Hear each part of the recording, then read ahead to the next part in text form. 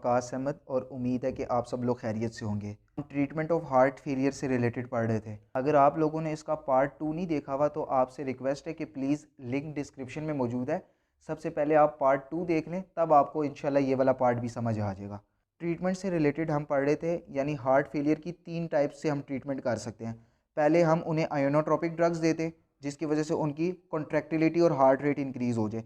अब दूसरा हम उन्हें बीटा एगोनिस्ट दे सकते हैं और या फास्फोडाइएस्ट्रेज इनहिबिटर्स दे सकते हैं। अभी मेन काम यही होता है कि ये कार्डियक कॉन्ट्रैक्टिलिटी को इंक्रीज़ करेंगी, उसकी वजह से आपकी कार्डियक आउटपुट इंक्रीज़ हो जाएगी। और अगर आपकी कार्डियक आउटपुट इंक्रीज़ हो जाती है, उसकी वजह से आपको जो हार्ट फेलियर के सिम्टम्स हैं वो कम से कम होंगे। फर्स्ट थिंग फर्स्ट, सबसे पहले हम आते हैं बीटा एगोनिस्ट की तरफ। देखिए, जब हम हाइपरटेंशन की या अरिथमिया की या एंजाइना की ड्रग्स देते थे तो हम उसमें बीटा ब्लॉकर्स देते थे। तो बीटा ब्लॉकर्स का मेन काम ये होता था कि वो हार्ट रेट को कम कर देते थे, जिसकी वजह से कार्डियक आउटपुट कम हो जाती थी और आपका ब्लड प्रेशर भी कम हो जाता था। अगर आपको अरिथमिया तो अरिथमिया कम हो जाता था।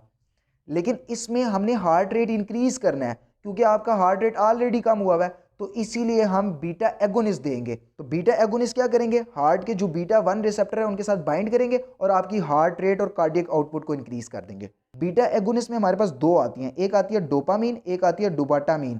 जो डोपाटामीन है ये बहुत ज़्यादा इंपॉर्टेंट ड्रग है। उसकी वजह यह है कि जब भी बंदे को हार्ट फेलियर होता है तो हम सबसे पहले डिजॉक्सिन को इस्तेमाल करते हैं, और डिजॉक्सिन के बाद जो हमारे पास दूसरी ड्रग होती है जिसको हमने इस्तेमाल करना होता है हार्ट फेलियर के पेशेंट में, वो हमारे पास डोपाटामीन होता है। तो dobutamine is most commonly used drug other than digoxin. Digoxin के बाद जो सबसे मेन ड्रग है जिसको हमें हार्ट फेलियर के पेशेंट में इस्तेमाल कर सकते हैं वो यही वाली है। Mechanism of action. Mechanism of action क्या है, मैंने आपको पहले ही बता दिया था कि जितने भी हमारे पास हार्ट फेलियर की ट्रीटमेंट होती है उसमें हमारा मेन काम ये होता है कि कैल्शियम किसी तरीके से सेल्स के अंदर ज़्यादा हो जाए।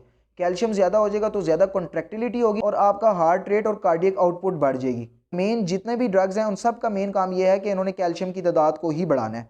अब ये कैल्शियम की तादाद को कैसे बढ़ाएंगी, ये ड्रग क्या करेंगे, सेल्स के अंदर साइक्लिक एएमपी की कंसंट्रेशन को ज़्यादा बढ़ा देंगे। जब साइक्लिक एएमपी बढ़ेगा तो उसकी वजह से प्रोटीन काइनेज ए एक्टिवेट होती है। प्रोटीन काइनेज ए क्या करती है, स्लो कैल्शियम चैनल्स की फास्फोराइलेशन करा देती है। फास्फोराइलेशन का मतलब यह है कि एक एटीपी खर्च करके उसको फास्फेट दे देना, उसकी वजह से वो एक्टिवेट हो जाता है और वो चैनल खुल जाता है। लार्ज क्वांटिटी में बाहर से सेल के अंदर कैल्शियम आइंस आ जाएंगे। जब कैल्शियम आइंस आएंगे तो उसी तरह वो सार्कोप्लाज्मिक रेटिकुलम के अंदर जाएंगे, सार्कोप्लाज्मिक रेटिकुलम से और ज़्यादा कैल्शियम आइंस को रिलीज करवाएंगे। तो एज ए रिजल्ट क्या होगा कि मायोसिन और एक्टिन की क्रॉस लिंकिंग होगी और आपके हार्ट बीट और हार्ट की कॉन्ट्रैक्टिलिटी इंक्रीज हो जाएगी। तो जो ड्रग होगी वो आके इस बीटा रिसेप्टर के साथ बाइंड करेगी। जैसे ये बीटा रिसेप्टर एक्टिवेट होता है, इसके साथ होती है जी प्रोटीन। ये जी प्रोटीन कपल्ड रिसेप्टर है। तो जब जी प्रोटीन एक्टिवेट होगी वो एडिनिलेज साइक्लेज को एक्टिवेट कराएगी। एडिनिलेज साइक्लेज एक्टिवेट होता है, वो फॉरन एटीपी को साइक्लिक एएमपी में तोड़ता है। जब साइक्लिक एएमपी की कंसंट्रेशन ज़्यादा हो जाती है सेल के अंदर, वो क्या करती है, प्रोटीन काइनेज ए को एक्टिवेट करा देगी। प्रोटीन काइनेज ए क्या करती है, ये जो स्लो कैल्शियम चैनल है इसकी फास्फोराइलेशन करा देगी। फास्फोराइलेशन का क्या मतलब है, फास्फोराइलेशन का मतलब यह है कि एटीपी टूटेगा और वो अपना फास्फेट इसको दे देगा। इसकी वजह से क्या होता है कि ये कैल्शियम चैनल एक्टिवेट हो जाता है और लार्ज क्वांटिटी में कैल्शियम आयंस सेल्स के अंदर आ जाते हैं। तो जब कैल्शियम आयन सेल्स के अंदर आएंगे तो वो उसी तरह रेडिन रिसेप्टर को एक्टिवेट कराएंगे। लार्ज क्वांटिटी में सार्कोप्लाज्मिक रेटिकुलम से कैल्शियम आयंस बाहर आएंगे, एक्टिन और मायोसिन फिलामेंट के साथ बाइंड करेंगे और आपकी जो हार्ट है उसकी कॉन्ट्रैक्टिलिटी इंक्रीज हो जाएगी। तो बीटा 1 की एक्टिवेशन से क्या हो रहा है कि साइक्लिक एमपी बढ़ रहा है। साइक्लिक एमपी ज़्यादा से ज़्यादा प्रोटीन काइनेज ए को एक्टिवेट करेंगे। Protein kinase a slow calcium channel की फास्फोराइलेशन करा देंगे और उसकी वजह से इंट्रासेलुलर कैल्शियम आयंस की तादाद ज़्यादा हो जाएगी और आपकी हार्ट रेट और कार्डियक आउटपुट इंक्रीज हो जाएगी। तो नेक्स्ट ड्रग है हमारे पास फास्फोडाइएस्ट्रेज इनहिबिटर, जो फास्फोडाइएस्ट्रेज एंजाइम्स को इनहिबिट करती है। उसकी वजह से सेल्स के अंदर कैल्शियम आयंस की तादाद ज़्यादा हो जाती है और हार्ट रेट इंक्रीज हो जाता है। अब जो फास्फोडाइएस्ट्रेज इनहिबिटर्स होते हैं उनका भी मैकेनिज्म ऑफ एक्शन तकरीबन सेम इसी तरीके का होता है। फास्फोडाइएस्ट्रेज इनहिबिटर्स क्या करता है, सेल्स के अंदर साइक्लिक एएमपी बनने नहीं देता और ये जरूरी भी है चेक एंड बैलेंस के लिए। वरना क्या होता है कि सेल्स के अंदर जितने भी एटीपी माइटोकॉन्ड्रिया बना रहा होता है वो दोबारा टूट टूट के साइक्लिक एएमपी बनते रहते और सेल्स को अपनी एनर्जी ना मिल पाती। तो फास्फोडाइएस्ट्रेज इनहिबिटर्स चेक एंड बैलेंस के लिए जरूरी है कि एटीपी को साइक्लिक एएमपी में तोड़ने नहीं देना।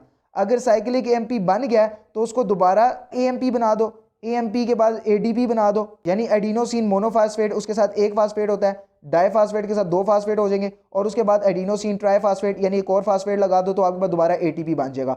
तो फास्फोडाइस्ट्रेज इनहिबिटर्स का मेन काम ये होता है। तो अगर हम कोई ऐसी ड्रग्स दे दें जो इस फास्फोडाइस्ट्रेज इनहिबिटर्स को ब्लॉक कर दें, तो अगर ये ब्लॉक हो जाए आपके पास साइक्लिक एमपी दोबारा एएमपी में नहीं कन्वर्ट होगा और आपके पास दोबारा एटीपी नहीं बनेगा। एज ए रिजल्ट क्या होगा, उसी तरह साइक्लिक एमपी की तादाद बढ़ जाएगी, वो प्रोटीन काइनेज ए को एक्टिवेट करेगा, वो इसी तरह स्लो कैल्शियम चैनल को ओपन करेंगे, लार्ज क्वांटिटी में कैल्शियम आयन सार्कोप्लाज्मिक रेटिकुलम से बाहर आएंगे और आपकी हार्ट रेट और हार्ट की कॉन्ट्रैक्टिलिटी इंक्रीज हो जाएगी। तो ये सारा का सारा हमारे पास हार्ट फेलियर से रिलेटेड था। उम्मीद है कि आपको वीडियो पसंद आई होगी। पसंद आई है तो लाइक करें, कमेंट्स करें। ओके, अल्लाह हाफिज़।